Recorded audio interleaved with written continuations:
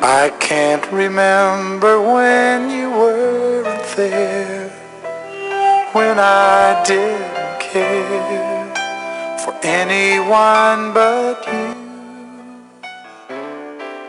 I swear we've been through everything there is. Can't imagine anything we've missed. Can't imagine anything the two of us can't do. Through the years, you've never let me down. You've turned my life around. The sweetest days I found with you. Through the years, I've never been afraid. I've loved the life we've made, and I'm so glad I stayed right here with you through the years. I was getting ready to go to school, and our kitchen door had half glass, and from that glass I could see up the street where Fred lived, and because our house was in the corner, so this was like Doolittle, and then this was MacArthur, and our house was right in the corner. So his house was here, which it was on Doolittle Avenue.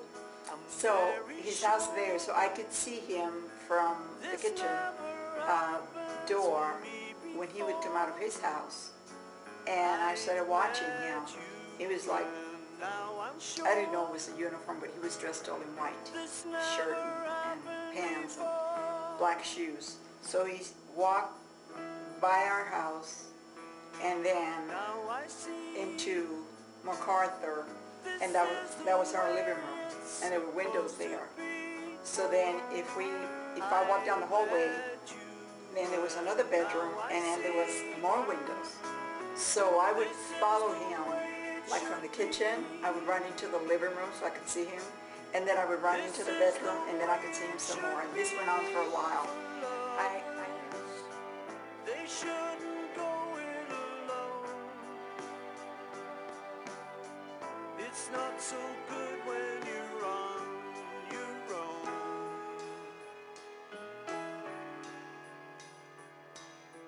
So come to me. It all began in the late 1930s, as the country was amidst the Great Depression. The looming shadow of war was threatening our great nation, and Franklin Delano Roosevelt was approaching the end of his first term as president. Camillo and Ann Carrillo from Brooklyn, New York, had a new addition to their family, and on February 11th, they welcomed the birth of their only son, Frederick Albert Carrillo.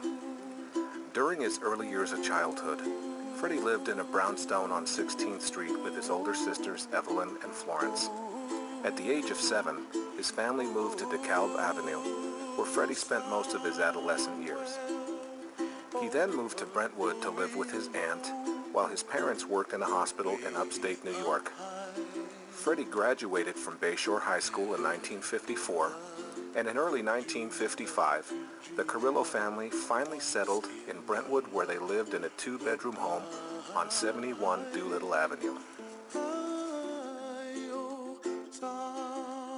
It was that same year that Ernesto and Ninfa Gonzalez moved their family from New York City to the house on number 8 MacArthur in Brentwood. Their youngest daughter, Vicky, was a bright, precocious teen attending Brentwood High School. It was during the summer of 1955 when something caught Vicky's attention. It was a glimpse of her tall, dark, and handsome neighbor, Freddie Carrillo. How did we actually meet? Well, it took a lot of conniving. How am I ever going to meet this guy? At that time, my brother had just come from Panama, and he wanted to go to school because he wanted to be a doctor, and this was like, I think it was like around June, July, and he wanted a job. So my little mind right away. So I said to him, you know, there's a guy that walks by the house every single morning. Why don't you go out there and ask him? Maybe he can give you a job. Same thing that I did every day. I went over to the barber shop, and then when it was time to close, then we all would, would come with Grandpa into the house. As the car turned the corner, I spotted him outside talking to Uncle Ernie, and my heart was like, it worked, and it's like I was just so almost like guilty for what I'd done. It's like I felt like he's on to me, and like I'm sure he didn't even know what I looked like, but it's like at that time it's like I just ran in the house, and then when he came back the next day, and then Uncle Ernie introduced us, and then he started coming a lot. Then Uncle Ernie one day came over and he said, I think this guy's coming because he wants to be my friend. I think he's coming because he likes you. And I said, no way, no. He doesn't even talk to me. He doesn't even say 2 words. He said, okay, I'll prove it to you. He said, when he comes, tell him that I'm at home. I said, okay, and let's see what he does. I said, okay. So sure enough, 6 o'clock. So I go to the door, and I said, oh, come in, So he did. He came in the house, and he didn't ask for Uncle Ernie. So we just talked and talked and talked. And I said, this is going perfect. So I go in the back, and he said, well, has he asked for me? I said, no. He said, see, I told you, he likes you. This was the beginning of a beautiful, old-fashioned courtship. First date? Well, first of all, you have to realize that we were not allowed to date alone. We had to have a chaperone at all times. And so our very first date, in my recollection, was one time when I took your mom, grandma, to the movies, and we had to take her brother and his girlfriend along. And so we went to the movies in Bayshore, Long Island. And we went to the movies, and then afterwards we went to this little Chinese restaurant that was in Bayshore. And we had to take the bus, actually, because I didn't have a car at the time. So we had to take a bus, and we were able to catch the last bus home. That, I think, was our first date. I used to bring the record player over, and then I used to sit out on the front porch at night, and we would listen to all the records of the day. That was in the 50s. That was all the hits of the 50s. The Platters and the Ink Spots and the Penguins. Yeah.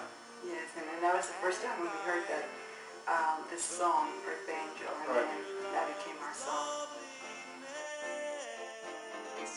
I hope and I pray that someday I'll be the vision of your happiness. Earth angel, please be mine, my darling dear. Adhering to the strict and formal rules of courtship proved to be crowded at times. A chaperone always accompanies the young couple. This, however, does not discourage Fred. In fact, it makes him realize how truly special Vicky is. What begins as an infatuation blossoms into a profound love and mutual respect for one another. And on December 31st, 1955, Fred asks for Vicky's hand in marriage.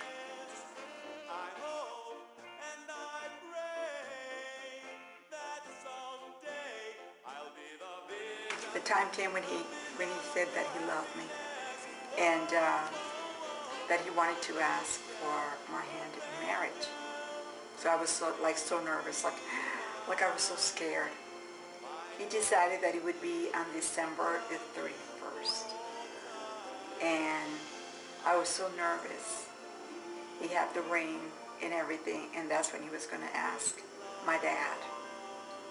And I was nervous, when it got to be 9 o'clock, because he did it right at midnight. And I was so nervous, no, don't ask him, don't. God, I'm so scared. He said, well, why are you scared?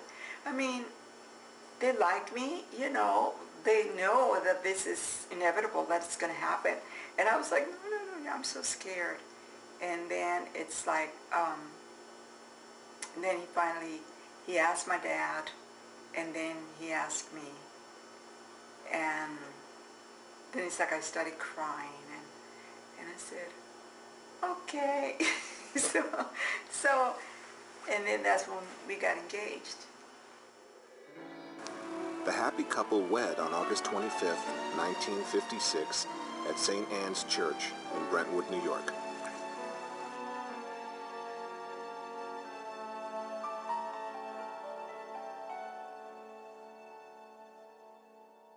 Someday, when I'm awfully low, when the world is cold, I will feel a glow just thinking of you and the way you look tonight.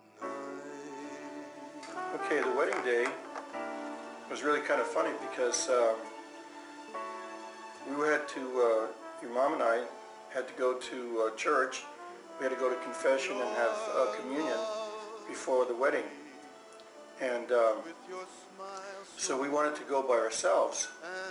And Grandma, you know, Mamita didn't want to let us go by ourselves because we weren't married yet, because she was still holding to that, you know, the same rule that you had to have a chaperone every place we went. And so I think your mom got a little upset about it, and then her aunt, who was visiting at the time, said to Grandma, well, what's the big deal? Let them go. I mean, it's their wedding day, What could possibly happen, So we did go, and we went down to church, and we had our confession with the priest and communion, and then we went down to Bayshore, and we spent the day together shopping and doing different things. And I think we spent most of the day out, because it was the very first time that we actually were able to be alone, So that was really, it was really a new experience for us. Please arrange it, 'cause I love you just the way you look tonight. After the beautiful traditional ceremony and memorable reception, Mr. and Mrs. Frederick Albert Carrillo boarded a train to start their 7-day honeymoon at Niagara Falls. It was the beginning of their wonderful new life together. Upon their return, Fred and Vicky moved to the bedroom on the second floor of number 8 MacArthur. 1957 ushered in Ike's second term as president, the move of the New York baseball giants to San Francisco, and the Soviet Union Sputnik 1 and 2 launch. It also marked the arrival of a very blessed event, and on October the 15th, Teresa Ann Carrillo was born. You're the end of a rainbow, a pot of gold, your daddy's little girl to have and hold. Well, of course, I remember how excited I was.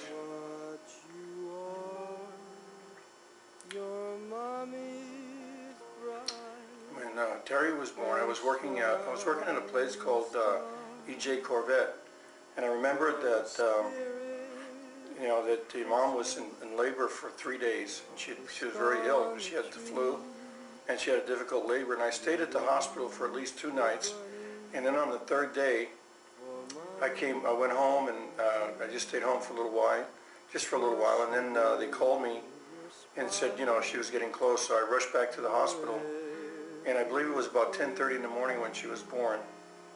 And then I was really excited about that, and then of course when she came home, we were really excited, It was just a special thing. And we had a room upstairs in her mom's house. We had made 2 rooms upstairs, and she used to have this little bassinet that was on wheels. And Terry used to wake up in the middle of the night and she wanted to play. And I remember that I used to lay there trying to go back to sleep, and I kept rolling that bassinet back and forth. And everybody, I was driving everybody nuts because you could hear the thing go broom, broom, broom every night. But she was really a special child. She was very, very quick to learn. She walked very early, and she was really a lot of fun. I couldn't wait until I got home from work to take her out on walks and things. So it was really a great time. Your sugar, your spice, your everything nice, and your daddy's little girl. And so then I had the first boy, and then of course my husband was so happy, Grandpa was so happy, Fred was so happy. This is for everybody. Anyway, he was just happy, and especially after we found out that he was a boy. So we named him after my husband. He was Junior. So he was very adorable. He looked just like his dad. He was very light complected, and Terry, of course, since she was only like 15 months older than him, she was really cute. She was mature, and she loved him, and she played with him, and baby, and so on and so forth. I don't belong here in heaven.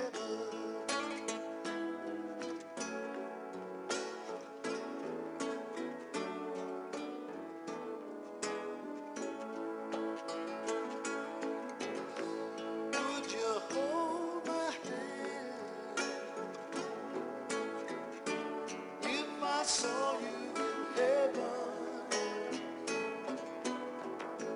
Would you help me stand if I saw you in heaven? With the birth of their second child and another on the way, Fred and Vicky decided that moving to California would mean a more prosperous future. Desiring a smooth transition for their family meant that Fred would have to travel ahead. He endured a miserable 3-day and 4-night journey from New York to San Francisco by Greyhound bus. Upon his arrival, Fred tenaciously pursued his goals, and after a few months was able to send for Vicky and the kids. On August 15th, Fred and Vicky welcomed their third child, Stephen Thomas Carrillo. To my city by the bay, I left my heart in San Francisco.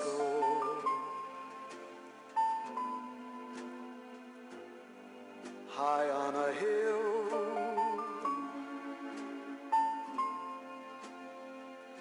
it calls to me to be where little cable cars. It wasn't long before Fred and Vicky realized that their growing family would need a bigger place to live.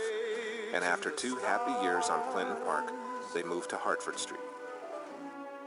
Okay, then this was when we lived in Clinton Park. And so from there, we felt like the place was getting just a little bit too crowded, because we only had only 2 rooms. One bedroom was us, and then towards the back, just before the kitchen, it was like 1 room, and then there was Terry, Ricky, and then the baby, which was Steven, and we felt like it was just getting a little bit too crowded. So then we started looking for a bigger place, and we finally did. We moved to it was on Hartford Street, and it was a bigger place. In 1963, Martin Luther King Jr. delivers his I Have a Dream speech at the Lincoln Memorial. The Pro Football Hall of Fame opens in Canton, Ohio, and later that year, a shocked nation mourns the assassination of President John F. Kennedy. It was also the year that Fred and Vicky saw the birth of their 4th child. On October 3rd, James Richard Carrillo was born. You are baby! Yes, my happy baby. Anyway, it was a smooth delivery, everything. He was just really very adorable baby. And he was always happy. He was really a chubby little baby. He was just very adorable. And my landlady, she just totally fell in love with him. I feel like this is the beginning. Though I've loved you for a million years, and if I thought our love was today, I'd find myself drowning in my own tears. Whoa, whoa, you are the sunshine of my life. Yeah, that's why I'll always stay around. Yeah, yeah. You are the apple of my eye. Forever you stay in my heart. You must have known that I was lonely. Well, we lived in San Francisco for about 5 years, and in 1965 we decided to buy a home in San Bruno. And by that time, in 1965, we had 4 children, and Mom was expecting Ernie. And actually she was pretty close, because we actually moved to San Bruno on the weekend of the 4th of July in 1965. And I remember that we were really excited about our first new house. We actually had quite an exciting time there, because Grandma and Grandpa came to live with us, and then my brother-in-law Fred and his whole family came to stay with us for 3 or 4 months, and we just had a 3-bedroom house. So you can imagine it must have been pretty crowded there. But it was an exciting time. The kids loved it, and we had really good times there. It was a special time. And in 1965, while our country witnessed the first American troops being sent into Vietnam, the assassination of Malcolm X, and the first CBS broadcast of A Charlie Brown Christmas, exactly 7 weeks and 4 days after settling into Joffrey Drive, Ernest Anthony Carrillo was born.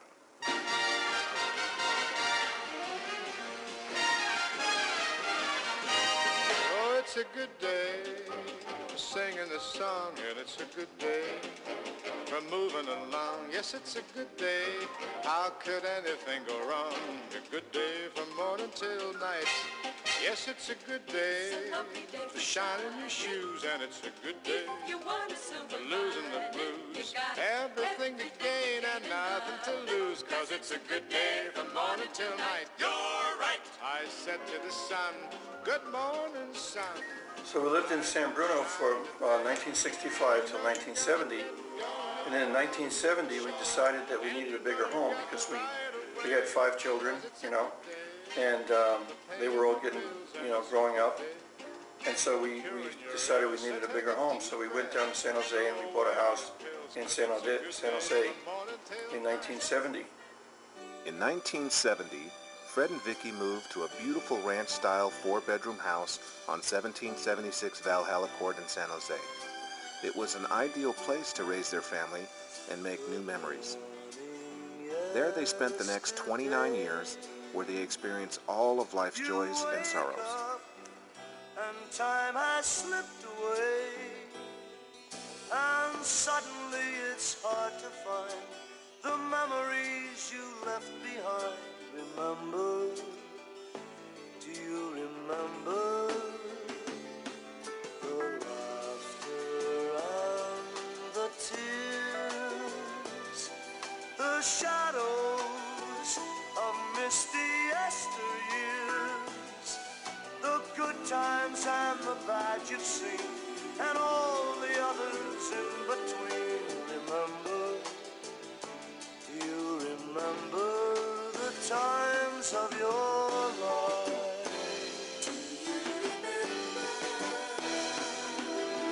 Spun with the joy and the sorrow. Put them away in your mind. For memories are time that you borrow to spend when you get to tomorrow. Here comes the setting sun. The seasons are passing one by one. So gather moments while you may. Collect the dreams you dreamed today. Remember, will you remember the times of your life?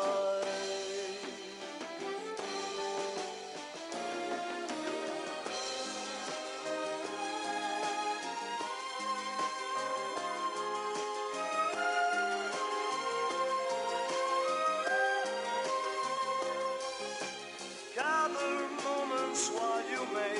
Collect the dreams you dreamed today. Remember, will you remember the times of your life? Of your life.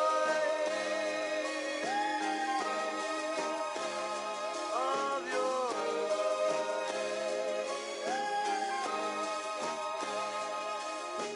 Do you remember, baby? Do you remember the times of your life? Do you remember, baby? Do you remember the times?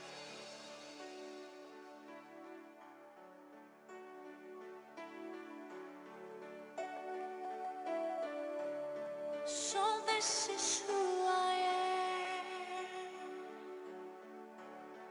am, and this is all I know,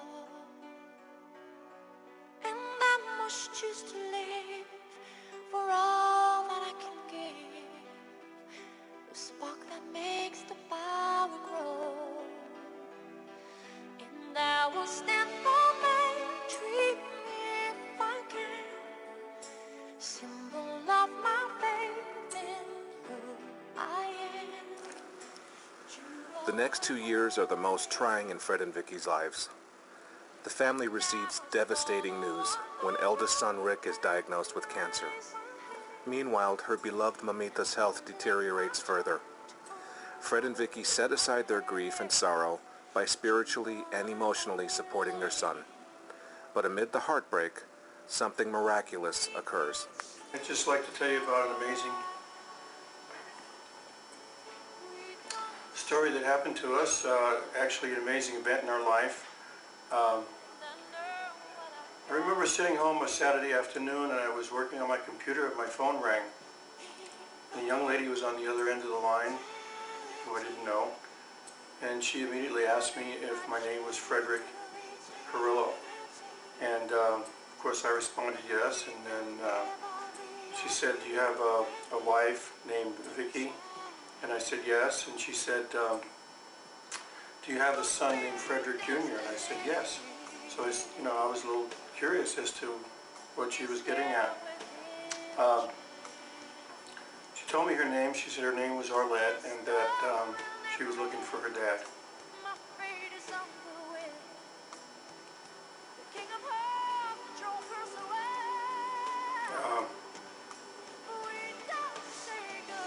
I knew immediately that she had, she was looking for Rick.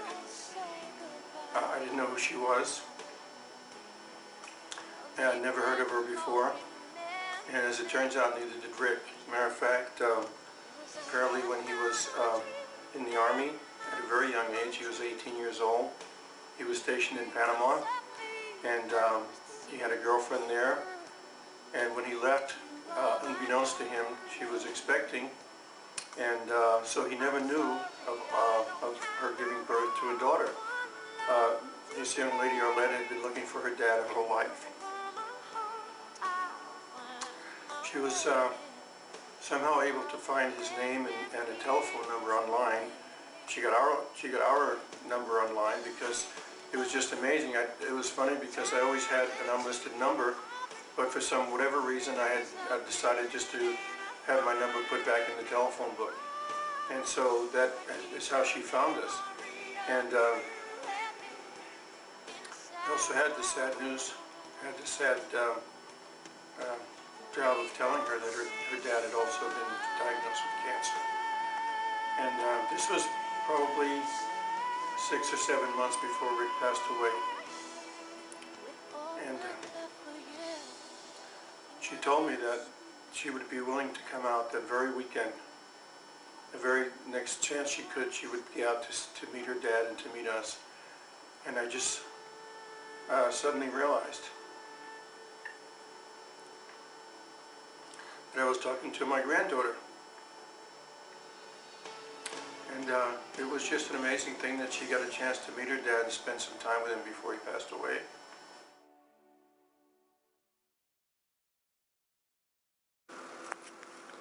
With Fred's retirement approaching, he and Vicky decide to leave San Jose after 29 years and move to Las Vegas, where they buy their dream house on 1396 Falling Snow Avenue.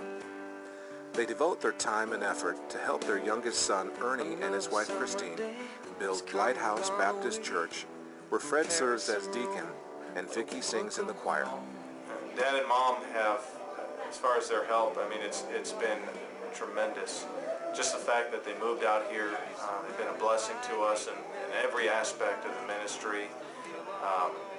They've just been right there for us and totally, completely on our side, which in and of itself is a tremendous blessing.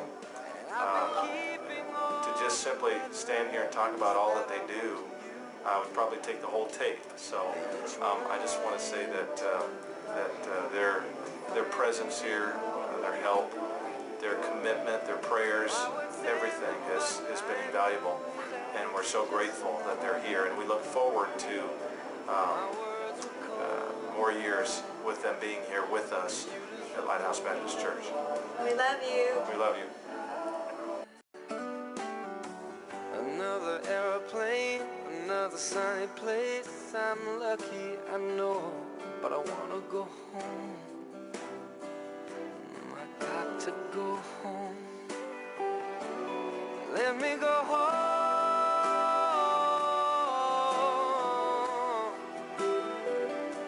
I'm just too far from where you are. I wanna come home.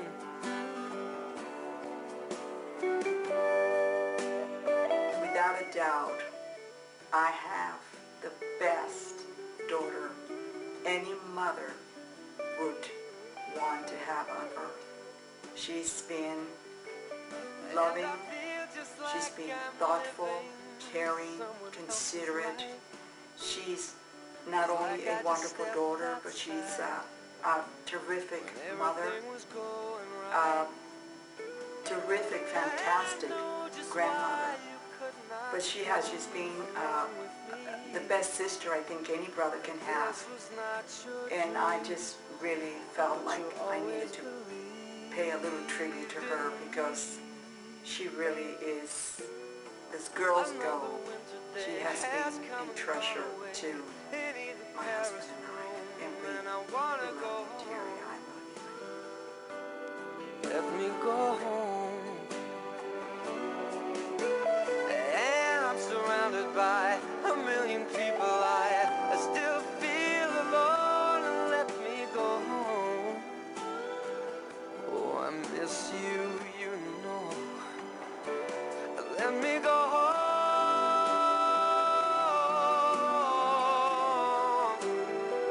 I've had my run, baby, I'm done. I gotta go home. Let me go home.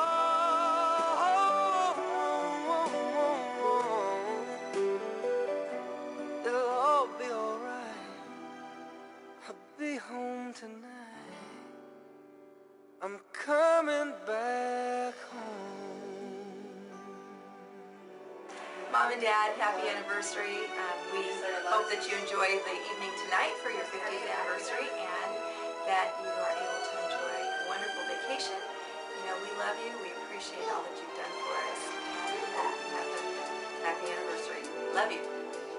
We love you. Hope you have a great 50th anniversary and many, many more to come. Thank you for all you do.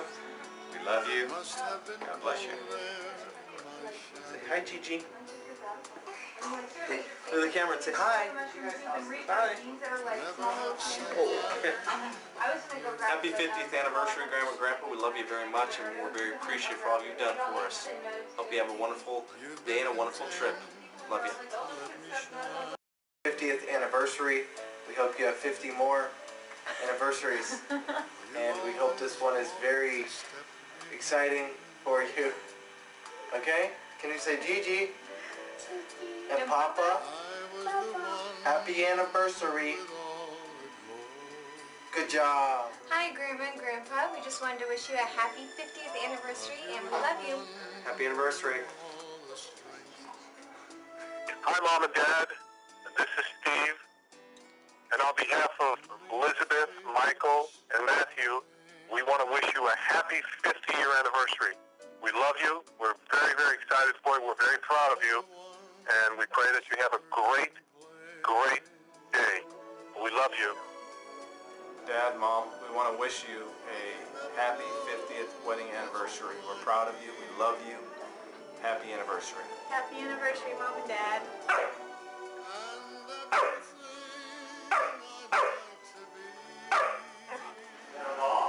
Grandma and Grandpa, happy anniversary. Thanks for setting such a good example for us. We love you. 50 years. 50 years. Half a century. Where do I begin? My goodness. It just seems like it was just yesterday that we met. My neighbor, the guy that I used to whistle when he walked by my house. The best way that I can describe just how fast these 50 years have gone is when I look at my children and now my grandchildren and my great-grandchildren. And it's like you don't feel the time come by, but you can see it. It's just like the wind. You can't see the wind, but you can see it through when it blows through a tree, and you know that's how you can see it. And these 50 years, it just seemed like in a twinkling of an eye, we woke up and here it is 50 years later. But the one thing that I have to say, and I know some people have asked if I to do it again, would I? Yes, without a doubt, without even thinking, without not even giving it a thought. It has been the best, most wonderful. If I were to write a book, it would be one that would be full of romance, adventure, trials, good times, fun times, sad times. But through it all, it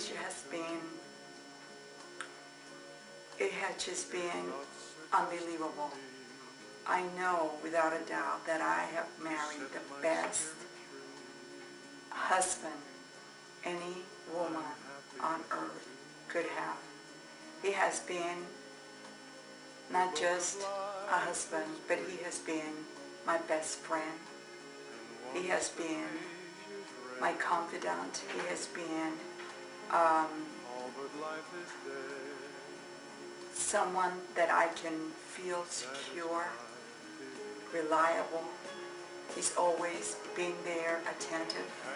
He has taken so good care of me. He's been the love of my life, my lover, just my everything. I couldn't possibly express 50 years in just a few seconds. But all I know is that God made no mistakes. He was the one for me. And I love him probably even beyond my grave. He's my life. He's everything to me. And he's very special. And honey, I love you so, so much. I'd like to talk about the 50 years of marriage with my wife and what it really has meant to me.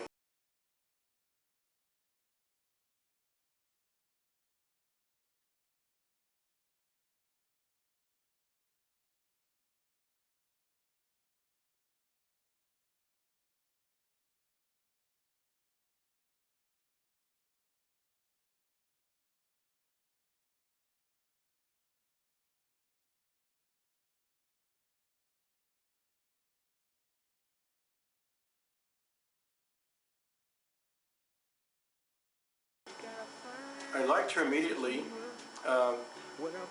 Actually, it was amazing, a story of how we met, and as I found out later on, she had something to do with setting that whole thing up where she would have her brother go out and ask me if I could take him where I was working to see if he could get a job. In any case, after the day's work, I went to his house to see how he made out, and while I was there, I got to meet her. Her mom and dad were very old-fashioned, if you would, you know. And actually, for those times, I don't remember. We're talking about the mid-50s, and yet, and here in the United States, they didn't do these type of things. But their custom was that she could never date without a chaperone before she was married. And so our dating time was always chaperoned. We never had a date alone until the day we got married. I never minded that. It was to me it was a blessing. I mean, I just felt like it was a great thing because I knew I was getting a good girl, you know.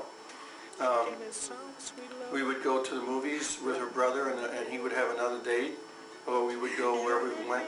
We took her mom. If I came to visit her at the house, other members of the family would be in the room with us. So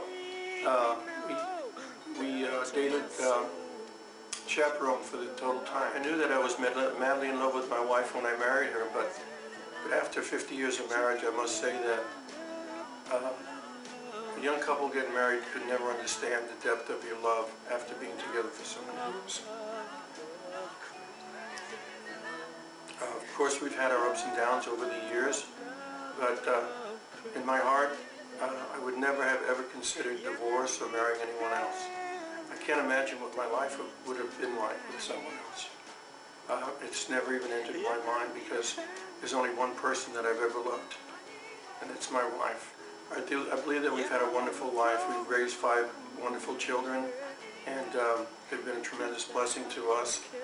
And after our children were gone, and you know, it just seems like it went by so quickly that we had our children, but after the years went by and the children were all gone, we were back to being just the 2 of us again. And it's been a tremendous blessing. We've always loved being together. We've been best friends all of our lives.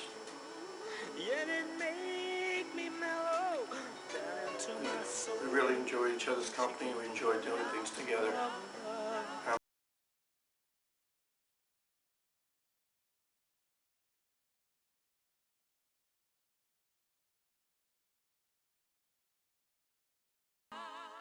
Mom and Dad, I just wanted to tell you how truly blessed we are to have you as our parents.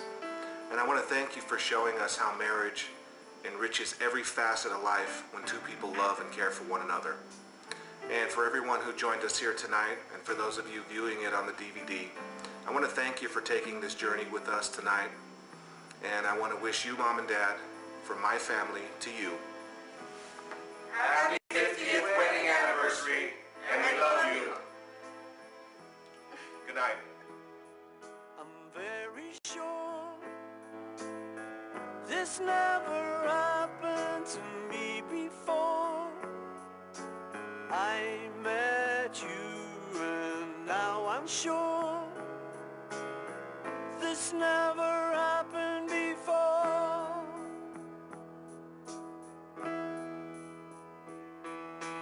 Now I see this is the way it's supposed to be. I met you and now I see this is the way it should be.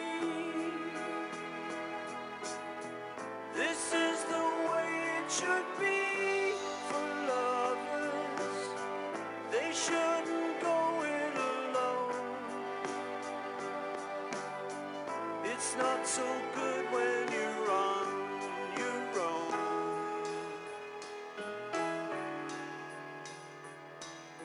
So come to me, now we can be what we wanna be. I love you and now I see this is the way it should be. This is the way it should be. This is the way it should be for lovers. They shouldn't go it alone. It's not so good when you're on your own.